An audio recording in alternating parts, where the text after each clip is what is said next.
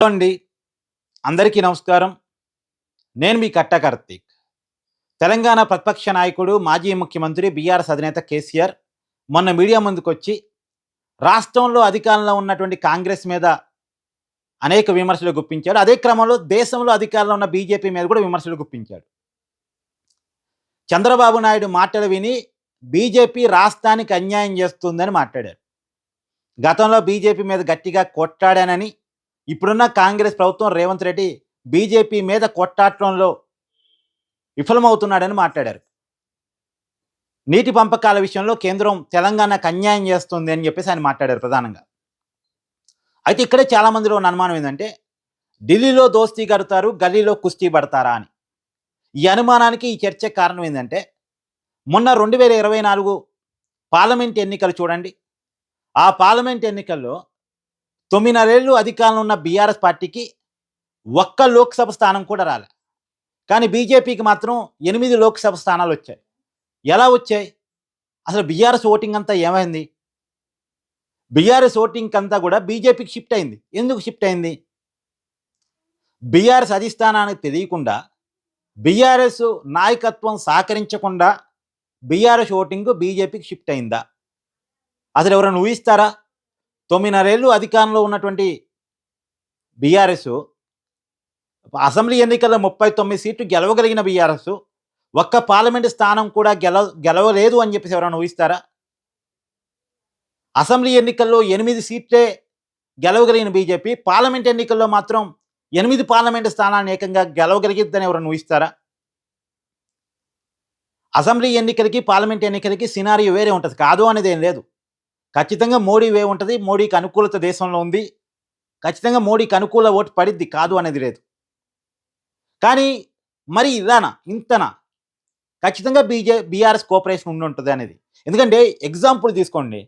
కేసీఆర్, హరీష్ రావు ఇద్దరు ప్రాతినిధ్యం వహిస్తున్న మెదక్ పార్లమెంటు స్థానంలో కూడా, ఆ పార్లమెంటు స్థానం పరిధిలో వాళ్ళిద్దరూ ఎమ్మెల్యేలు. అక్కడ కూడా బీఆర్ఎస్ కంటే బీజేపీకి ఎక్కువ ఓట్లు వచ్చాయి. అక్కడ రఘునందన్ గెలిచారు మెదక్ పార్లమెంటు స్థానం నుంచి బీజేపీ అభ్యర్థి. ఎలా గెలవగలిగారు? బీఆర్ఎస్ ఓట్లు తెప్పించకుండా గెలవగలిగే పరిస్థితి ఉంటుందా? సిద్దిపేట హరీష్ రావు కంచికోట, కరుడుగట్టిన బీఆర్ఎస్ ప్రాంతం. మన గ్రామ పంచాయతీల్లో కూడా బాగా వచ్చాయి, కాంగ్రెస్ కంటే ఎక్కువ వచ్చాయి. కానీ అక్కడ కూడా పార్లమెంట్ ఎన్నికల్లో బీజేపీకి ఓట్లు ఎలా వచ్చాయి? ఏపించకుండా. బీఆర్ఎస్ పార్లమెంట్ ఎన్నికల గ్రౌండ్ని వదిలేసి బీజేపీకి సహకరించిన మాట వాస్తవనా కాదా? సరే, ఇది నిజమా కాదా పక్కన పెట్టేయండి. కేసీఆర్ కూతురు కవిత గతంలో చేసిన ఆరోపణ, బీఆర్ఎస్ని బీజేపీలో విలీనం చేయడానికి ప్రయత్నాలు జరిగాయి నేను జైల్లో ఉన్నప్పుడు, దాన్ని నేను వ్యతిరేకించాను అని మాట్లాడింది ఎవరు? కేసీఆర్ కూతురు. బీఆర్ఎస్ పార్టీలో కీలకంగా ఉన్న వ్యక్తి, ఒక మాజీ పార్లమెంటు సభ్యురారు, ఎమ్మెల్సీగా కూడా బీఆర్ఎస్లో ఉన్నారు. ఆవిడ చెప్పారు. మరి ఆవిడ చెప్పిన దానికి క్రెడిబిలిటీ ఉంటుందిగా.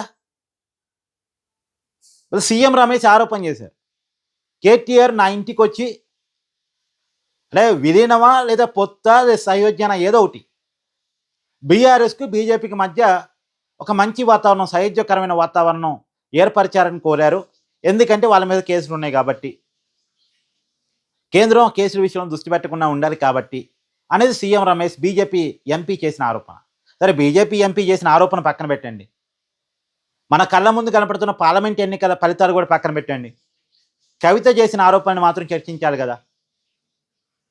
గతంలో నరేంద్ర మోడీ తెలంగాణలో ఒక సభలో మాట్లాడుతూ, కేసీఆర్ నా దగ్గరకు వచ్చి టీఆర్ఎస్ని బీఆర్ఎస్ చేశాను, ఇప్పుడు కేటీఆర్ని ముఖ్యమంత్రి చేద్దాం అనుకుంటున్నాను, దానికి మీ ఆశీర్వాదం కావాలి అని చెప్పేసి నన్ను అడిగారు. కావాల్సింది నా ఆశీర్వాదం కాదు, తెలంగాణ ప్రజల ఆశీర్వాదం అని చెప్పేసి నేను చెప్పాను అని నరేంద్ర మోడీ గారు ప్రధానమంత్రి స్థాయిలో ఉండి ఒక సభలో చెప్పారు. ప్రధానమంత్రి స్థాయిలో ఉండి. మరి దీన్ని ఏమంటారు? అంటే బీజేపీతో ఒక రకమైనటువంటి లాలూచి ఒకవైపు, ఇంకోవైపు బీజేపీతో పోరాటం మరొక వైపు. మొన్న తెలంగాణలో జరిగిన ఎమ్మెల్సీ ఎన్నికల్లో కూడా, ఇప్పుడు కాంగ్రెస్ తర్వాత పెద్ద పార్టీ ఎవరు అంటే ఖచ్చితంగా బీఆర్ఎస్. ఇప్పుడు అధికారంలో ఉంది కాబట్టి కాంగ్రెస్ పెద్ద పార్టీ, తర్వాత పెద్ద పార్టీ ఆటోమేటిక్గా బీఆర్ఎస్. థర్డ్ పొజిషనే బీజేపీకి ఉంటుంది తెలంగాణలో. కాదు అనేది లేదు బలాల ప్రకారం చూసినప్పుడు. కానీ మొన్న ఎమ్మెల్సీ ఎన్నికల్లో తెలంగాణలో పట్టభద్రుల ఎమ్మెల్సీ ఎన్నిక జరిగాయి, 2 టీచర్స్ ఎన్నికలు జరిగాయి. ఈ నిజానికి గ్రాడ్యుయేట్ ఎమ్మెల్సీ పరిధిలో బీఆర్ఎస్కి చాలా పెద్ద బలం ఉంది.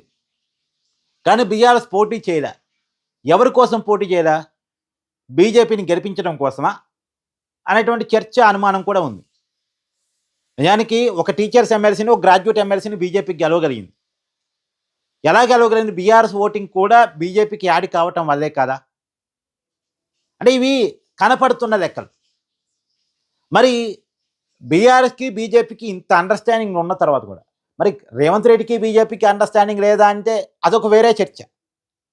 కానీ తమ అవసరాల మేరకు అండర్స్టాండింగ్తో ముందుకెళ్తూ మళ్ళా వాళ్ళతోనే పోరాటం చేస్తాం, వాళ్ళ మీదే కుస్తీ పడతాం అంటే ఇది ఎవరిని మోసం చేస్తున్నట్టు? అంటే తెలంగాణ ప్రజల్ని మోసం చేస్తున్నట్టు కాదా అనేటువంటి చర్చ కూడా ఉంది. మరి దీనికి కేసీఆర్ రాబోయే కాలంలో సమాధానం చెప్పాల్సినటువంటి అవసరం అయితే ఉంటుంది. Anyway, thank you.